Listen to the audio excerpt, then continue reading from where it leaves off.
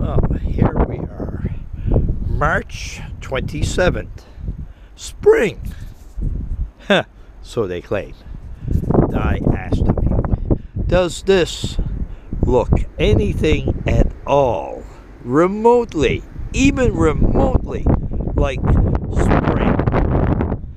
I don't think so. Because,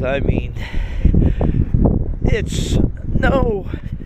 We had a big blizzard last night, and this is the results. I actually had to come out the front door and come out and shovel my back door out. Anyway, as they say, I want spring to come. It's not here yet, as you can tell. Oh, well. Anyway, so, as they say, it will eventually get here. But now, it's just a big storm.